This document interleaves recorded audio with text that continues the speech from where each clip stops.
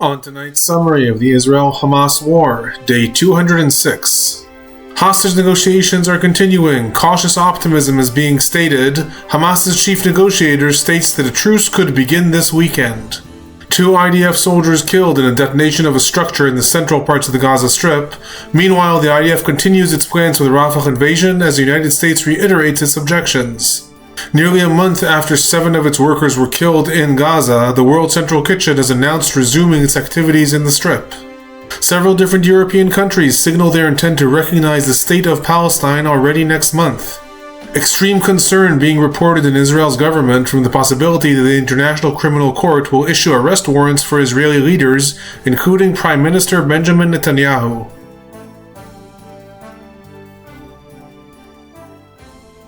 Hello everyone, I'm Alon Burstein, visiting assistant professor in the Department of Political Science and Israel Institute Fellow at the University of California, Irvine, here to bring you the latest highlights from the Israel-Hamas War. It is currently the evening of April 29th, 2024 in the United States, the morning of April 30th, 2024 in the Middle East. Starting with the hostage situation, there's been substantial advances in the possibility of reaching a deal and a hostage exchange and a truce in the last several days.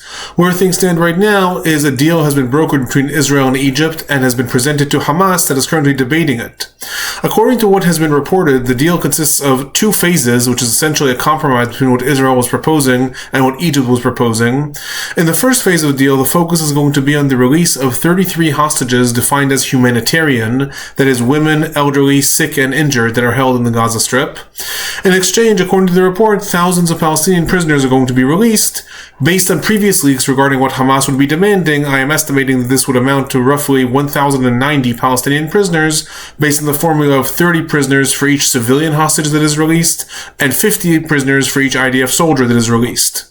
UK's Foreign Minister David Cameron stated today that the first phase of the deal involves a 40-day truce, which also matches a formula from previous rounds of negotiations. That means 1-day truce per each hostage that is released, plus an extra week to further the negotiations of the second phase, amounting to 40 days. According to the New York Times, the second phase of the deal involves ceasefire negotiations that will commence in exchange for releasing the rest of the hostages. It's unclear if the ceasefire negotiations are supposed to happen throughout the entire first phase and begin immediately after the end of the first phase, or if they're supposed to only commence after the first phase. At this point, that is not clear. Regarding the details of what will be included in this second phase of a ceasefire, should it be agreed upon, AP today quoted the Egyptian sources stating that Israel is willing to enter into such negotiations, and Reuters used the phrase that has been suggested in the past that Israel would agree to a long-term calm, which is some way of having a compromise phrase saying that Israel will agree to essentially a de-escalation between Israel and Hamas on the one hand, but not call it a ceasefire on the other. This is the compromise that apparently Egypt has been trying to convince both sides that they should agree upon a formula that says long-term calm. Al-Arabi al-Jadid stated today that among other things, the Hamas delegation that is currently negotiating is demanding clarification and to use more explicit language. In the deal, specifically it was reported that Hamas doesn't like that Israel is proposing things that state its intent to negotiate a ceasefire. Hamas wants things more explicit. On both sides throughout the last several days, there have been signs of cautious optimism with some complications as well. On Hamas's side, on April 28th, AFP quoted senior Hamas figures, stating that the movement does not see substantial problems with the current proposal and that the atmosphere of negotiations is positive. In addition, Asharak reported that the Hamas delegation that went to Cairo to continue the negotiations was headed by Khalil al-Haya. This is very important because he is the deputy of Yahya Sinwar, meaning that he has a direct channel to Sinwar and can actually negotiate something that will obligate the Hamas leadership inside the Gaza Strip, as opposed to other figures. In addition, Khalil al-Haya also stated that if things go smoothly and all the fine points are worked out, a truce can already be commenced this weekend. Again, that is at this point cautious optimism that is being stated. Alongside this, however, the deputy leader of the Palestinian Islamic Jihad, Muhammad al-Hindi, stated today that while there has been general flexibility with the different Palestinian movements in accepting a staged IDF withdrawal from the Gaza Strip rather than demanding that the deal begin with an all-out ceasefire, both Hamas and the Palestinian Islamic Jihad are not going to accept a deal that allows IDF presence in the Strip anywhere beyond the immediate term.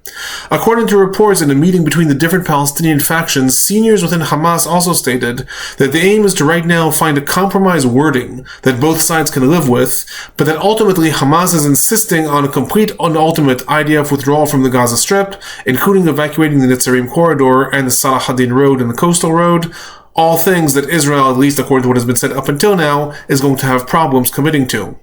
At the same time, similar cautious optimism with other complications on the Israeli side is also being reported. The Israeli War Cabinet reportedly is overwhelmingly in favor of the deal, as well as the security establishment in Israel. However, at the same time, there are reports that Israel's Prime Minister, Benjamin Netanyahu, is the only member of the War Cabinet that is not fully in support of the deal. However, he is waiting to see Hamas's response before actually voting in favor of it or not. Al-Arabi al-Jadid reported that Egypt has invited an Israeli delegation to travel to Cairo in order to facilitate negotiations. However, Israel is waiting to see what Hamas's response is before it agrees to send a delegation. Where things stand right now, according to reports from the last few hours, the Hamas delegation arrived in Cairo and received the clarifications that it was seeking. Then it has returned to Doha in Qatar, where it is continuing internal discussions. The expectation right now is that Hamas will give its answer in the next day or so. That could be next 2 or 3 days. And from there we will see where negotiations are going to continue. If the negotiations crash again, we're likely to see a return to Israel advancing the Rafah invasion, as it has been doing in the last several days. Moving on to the Gaza Strip, in the last several days there have been several barrages of rockets that were fired from the Gaza Strip targeting different areas of Israel. Rockets were fired towards the areas of Sderot as well as Evim and Nir Am. There was also a barrage that was fired towards the areas of Ashdod. Most of these were intercepted by Israel's Iron Dome. Regarding the fighting in the Gaza Strip, in the northern parts of the Gaza Strip, 2 different attack tunnels, one belonging to Hamas and one to the Palestinian Islamic Jihad, were detonated in the Beit Hanun area in the last 24 hours. The IDF reported that they have been under intelligence tracking for a long time, and the military was waiting for the right moment to destroy them. In addition, drone strikes were reported in Gaza City's Tufah neighborhood in the last 48 hours. 2 people were reportedly killed. It was not reported what the target of this seeming assassination was. We may find out more about that in the coming days. In the central parts of the Gaza Strip, 2 IDF soldiers were killed and several were injured in a major detonation of a structure that they were located in alongside the Netzarim corridor. I remind everyone the Netzarim corridor is the corridor the IDF is maintaining that divides the Gaza Strip from north to south. The IDF is investigating whether this was an RPG that was fired or an explosive device that was planted in the structure, and it was also reported several hours later that the IDF has not ruled out that it could be the IDF explosives themselves that detonated, causing the deaths of these soldiers. Al-Qassam brigades did put out a statement stating that the soldiers were killed in the central parts of the strip as a result of an Al-Qassam ambush. However, they did not give any details, which also means that it is possible that the explosives were detonated, but they are not sure in which building or what exactly happened. Again, we may find out more about that in the coming days. Meanwhile, in the southern parts of the strip, there were substantial bombings that were reported in the areas of Rafah on April 28th. Several different airstrikes were reported. According to the latest reports, 25 Palestinians were killed. However, those reports are continuously increasing, so that number may increase in the coming days. Like in the bombing in Gaza City, it was not reported by the IDF what specifically was being targeted. Other news related to the Gaza Strip and specifically to the upcoming Rafah invasion. On April 28th, the IDF Chief of Staff Herzi Halevi held meetings with the general in charge of the Southern Command in Israel, as well as with other officers, approving the tactical elements of the Rafah invasion. The IDF has moved 2 more units into the central parts of the Gaza Strip, and the military again stated that it is prepared for the invasion and is awaiting a green light from the political establishment. Meanwhile, on that same day, the White House reported about a conversation that occurred between President Biden and Israeli Prime Minister Netanyahu, stating that in addition to discussing the humanitarian situation in the Gaza Strip and the hostage deal, the 2 also discussed the Rafah invasion, and President Biden, quote, reiterated his clear position about the Rafah invasion. The report did not explicitly state that the United States told Israel to not carry out the invasion. However, it appears that that is what is being inferred, given that the U.S. has been repeating in the last several weeks that they are against the Rafah invasion. So if President Biden is still maintaining his clear and consistent position, then that means that the United States is still voicing its opposition to this invasion. Similarly to that, on April 29th, U.S. Secretary of State Antony Blinken also stated that the U.S. has yet to be presented with a viable plan for the evacuation of Palestinians civilians from the area of Rafah to other areas of the Gaza Strip. I remind everyone that already over a month ago, the United States said that it is not going to support an IDF invasion of Rafah unless they are presented with viable, concrete plans that can actually be achieved regarding the safe evacuation of civilians. Right now, it remains to be seen how things develop, and a lot hinges on this hostage deal. If Hamas rejects the hostage deal, the IDF seemingly is going to be ordered to invade Rafah. However, if the United States is still telling Israel to not invade Rafah, it is unclear if Israel is going to try to do that maybe in a more staged manner. At this point, it remains to be seen. Regarding casualties, 2 IDF soldiers were killed in the last 48 hours in the Gaza Strip, bringing the total number of IDF soldiers killed in the Gaza Strip since the invasion began to 263. 8 IDF soldiers were injured in the Gaza Strip in the last 48 hours, bringing the total number of IDF soldiers injured in the Gaza Strip since the invasion began to 1,592. The Palestinian Health Ministry in the Gaza Strip is reporting that 150 Palestinians were killed since my last report 48 hours ago, bringing the total number of Palestinians killed in the Gaza Strip since the war began to 34,488. 77,643 Palestinians reported injured in the Gaza Strip since the war began.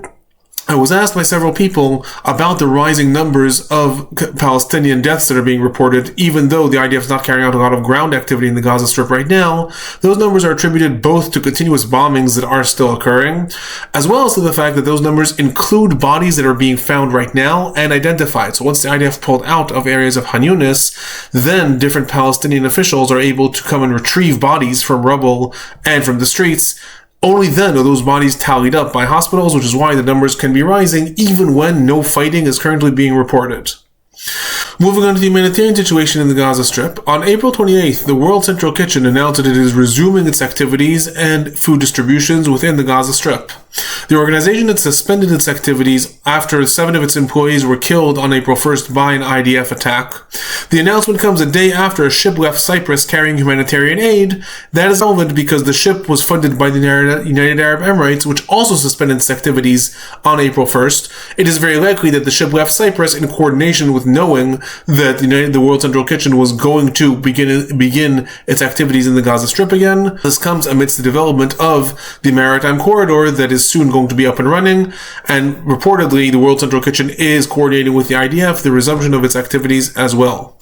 Related to the establishment of this maritime corridor, the U.S. Central Command published on April 29th photos of the floating pier that is being constructed off the shores of Gaza. In addition, Reuters also published more information about the pier's establishment. According to the report, over 1,000 U.S. service people are involved in the construction, and the costs have thus far doubled the original estimates and are now looking at roughly $320 million. Fears were reportedly raised in the United States defense establishment about the extent that the U.S. should be investing in the pier, especially in light of rockets that were fired last Thursday in the vicinity of the beachhead where the pier is going to be attached. Right now, that pier is still being established. Reportedly, it's supposed to become operational anytime in the coming weeks, and after that, a more substantial maritime corridor is going to be developed through Cyprus all the way into the Gaza Strip directly, that will then be distributed by the World Central Kitchen, all under the protection of the IDF. Other news related to the humanitarian situation, reports began to amount in the last several days that as summer is approaching, there is growing concern about access to clean drinking water in the Gaza Strip. Sanitation conditions alongside mountains of garbage that has accumulated in the different makeshift refugee camps that have sprouted up in the Gaza Strip are contaminating a lot of the water wells and reservoirs in the area, and according to reports, the amount of fresh water that is accessible as is hardly meeting the demands of the population, and there's growing concern with the different aid agencies that as summer comes near and the Gaza Strip is extremely hot, it is going to become more and more of a disaster. Moving on to the West Bank, on April 28th, the Israeli Defense Ministry issued administrative arrest orders against 5 Israeli settlers from the West Bank. The 5 are reportedly suspected of orchestrating the raids against Palestinians following the killing of 14-year-old settler Binyamin Achimeir a few weeks ago. In those raids, 10 Palestinian villages were raided and 26 homes were torched. 4 Palestinians were killed during those events. Administrative arrest is a tool that allows the security establishment to hold people without trial while evidence is being collected. Usually it is used by the IDF against Palestinians that are suspected of terror activity. Right now, those arrest warrants have been issued for 5 Israeli settlers. According to reports, they span between several months to up to a year. Other news: after the reports the United States decided not to sanction the IDF Netzach Yehuda unit on suspicion of violating human rights of Palestinians, the U.S. State Department today clarified the situation. It stated that contrary to previous reports, the United States was considering sanctioning 5 different IDF units for violations of Palestinian human rights. However, that 4 of the units had taken swift measures to handle the violations internally, and thus the only unit that the United States was focusing on was Netzach Yehuda. According to the report, with regards to the Netzach Yehuda unit, the matter is still being debated. The State Department also clarified that this is an ongoing process and all violations in question happened long before October 7th and all happened in the West Bank and not in the Gaza Strip. Regarding IDF activity, in the last several days there have been several different raids that the IDF carried out in the West Bank. Some of the more notable ones occurred in the areas of Arabah near Jenin, the old city of Hebron, Tul Karim, and Jalbun. 8 Palestinians were reported arrested in the West Bank in the last 24 hours, and more arrests were carried out in the day before. Moving on to the northern parts of Israel, southern parts of Lebanon, there are continuous escalations that are being reported between the IDF and Hezbollah, as has been in the last several weeks. Regarding rockets and missiles, on April 28th, anti-tank missiles were fired and hit a house in the Shtula area of Israel. Rockets were also fired towards the areas of Hardov, and Hezbollah claimed 4 different incidents on that day. On April 29th, missiles were fired towards areas of Dovev, and anti-tank missiles were also fired towards Metula. In addition, there was a major barrage of 20 to 30 rockets that was fired towards the Upper Galilee, targeting the areas of Kiryat Shmona, Kfar Yuval, Mayan Baruch, Tel Chai, Kfar Giladi, and other areas. While most of these barrages are often sent by Hezbollah, that barrage was claimed by the Al-Qassam brigades, Hamas's military wing, and specifically its activities in Lebanon, stating that it is a retaliation for the IDF activity both in the Gaza Strip and in the West Bank. Regarding IDF activity, in the last several days there have been several different rounds of IDF airstrikes that were carried out in different places. These include the areas of Ramia. In addition to this, IDF warplanes targeted Hezbollah military camp in the Balat village, specifically targeting launching sites in the area. In addition to this, Hezbollah structures were also targeted in the areas of El Jibin, El Hayam, and Ita Sha'ab. Attacks were also reported later in Tir Herfa. In addition, airstrikes were also reported in Russia El Fawar region, targeting launching sites and Hezbollah infrastructure. Attacks were also reported in the areas of Meruhin and Jabal Balat. Artillery fire was also reported in the last 24 hours in the Shaba region and in El Hayam. Amidst all this, reports have come in the last several days that France is planning to propose a diplomatic process for de-escalating the situation between Israel and Lebanon, and it was also reported that the U.S. Special Envoy to the region, Amos Hochstein, is also planning on getting involved again on diplomatic measures to lead to de-escalations. Importantly, though, it has to be remembered that different proposals have been made before to de-escalate the situation between the sides, and while in some cases they were accepted or tacitly accepted by both Israel and Lebanon, Hezbollah has never accepted any of these diplomatic efforts and has stated that the situation is only going to de-escalate once there is a ceasefire in the Gaza Strip. Moving on to some of the regional developments, the U.S. Central Command reported that it attacked 5 drones in the skies of the Red Sea in the last 24 hours. However, it is not reported if they were destroyed or not. Hours later, the Houthi spokesperson Yahya Saria stated that the Houthis attacked 2 U.S. destroyers in the Red Sea with drones, as well as an Israeli ship, the MSC Orion, in the Indian Ocean. The nautical security company Ombre also reported that a ship sailing from Djibouti to Jeddah, that's in Saudi Arabia, was attacked, and that its records had previous entries of trading with Israel, so likely that was the ship that actually has nothing to do with Israel right now, but its records have Israel in the name in the past. In addition to this, Iran International, which is an opposition channel located in the UK, reported today that Israel assassinated a prominent figure in the Iranian Revolutionary Guards on Iranian soil. According to the report, the figure was involved in attacks against Jews in Germany in the last several months and was killed by gunfire somewhere in Iran. No details were given about the identity of the individual, as is unconfirmed anywhere else. However, Iran International does often report on different things that do not make a lot of international public news. Remains to be seen if that is confirmed in the coming days. Some political news from the last several days. U.S. Secretary of State Antony Blinken arrived in Saudi Arabia for the Gulf Cooperation Council, and from there, after also having a lot of meetings with the Saudi officials, he's going to travel to Israel on Tuesday. According to reports, more advanced negotiations on the normalization talks between Israel and Saudi Arabia and the deal between Saudi Arabia and the United States have been advanced in the last several weeks. However, while these talks are being advanced, Saudi Arabia is maintaining that it is still conditioning any normalization with Israel on what it calls a clear path towards Palestinian statehood, adding that any future force in the Gaza Strip must have credibility and not be considered an occupier. This is seemingly Saudi Arabia answering different calls that maybe Saudi troops or Egyptian troops will take up the security establishment in the Gaza Strip. Saudi Arabia is saying any force must not be seen as an occupier, but instead must be part of a future resolution towards a Palestinian state. Saudi Arabia also stated that the debate must now focus on the political future for the region and not just on security arrangements. Again, that is seemingly countering specifically what Israel is trying to constantly say, that it is going to worry about the security arrangements and only deal with the civilian matters later on. Other political news. It was reported in the last several days that there is extreme concern within the Israeli government regarding the investigation that is being carried out by the International Criminal Court, the ICC, regarding the events of October 7th and the war since then. So, just to clarify, while Israel is already in court in the International Court of Justice, the ICJ, the ICC is the court that can charge individuals with war crimes and crimes against humanity rather than the country. For this reason, Hamas leaders may be arrested or have arrest warrants issued against them by the ICC, but Hamas cannot be put on trial in the ICJ because Hamas is not a country.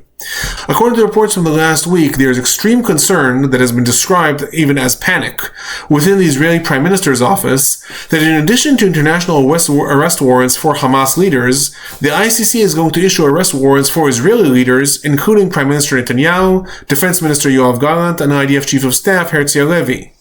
The primary charges of such warrants are expected to be war crimes and deliberate starvation in the Gaza Strip. Other sources also suggested that the Israeli government members who frequently spoke about denying humanitarian aid, such as food, and called to quote-unquote flatten Gaza, contributed to these charges, as well as the possibility that they themselves may find themselves on the arrest warrants as well. In addition, there's also concern that is reported that the warrants will be issued confidentially and Israeli leaders may only learn about them if they set foot in a country that is obligated to arrest them. Only then will they become public. I will just clarify that the ICC only has jurisdiction in countries that have signed on to the Rome Treaty, and Israel is not one of them. However, Palestine did join the treaties in 2014, and thus jurisdiction does exist in the occupied Palestinian territories in the Gaza Strip as far as the court is concerned. However, this is somewhat debatable. The White House already today challenged this jurisdiction, and reportedly other countries are also pressuring the ICC's chief prosecutor, Karim Khan, to not issue such warrants. I'll report more about what this will mean if things develop, if these arrest warrants are actually issued right now. That is just fear that is being stated within Israel. One report related to the future of the Gaza Strip, speaking at the Gulf Cooperation Council, the EU Foreign Minister Joseph Borrell confirmed reports in the last several weeks, stating that several European countries are planning to recognize the state of Palestine in the coming weeks. According to reports, this likely refers to the countries of Spain, Ireland, Slovenia, Belgium, and Malta. However, there are also reports that Norway may also recognize the state of Palestine. In general, Joseph Borrell has called on the EU to be more active in recognizing Palestinian rights. While this at this point would be purely declarative and not have a lot of meaning, it will probably end up having meaning later on, depending on how the war, quote-unquote, comes to an end, because if the state of Palestine is recognized, then any force that is in the territories that allocated for the state of Palestine could officially be considered an occupying force, which will then complicate matters for Israel or theoretically any other force internationally. If you find these reports informative, please do remember to hit that like button, subscribe, turn on notifications if you want to know when reports come out. If you have any questions or comments, feel free to leave them in the comment section below. That is my summary from the last several days. I will be back in the coming days.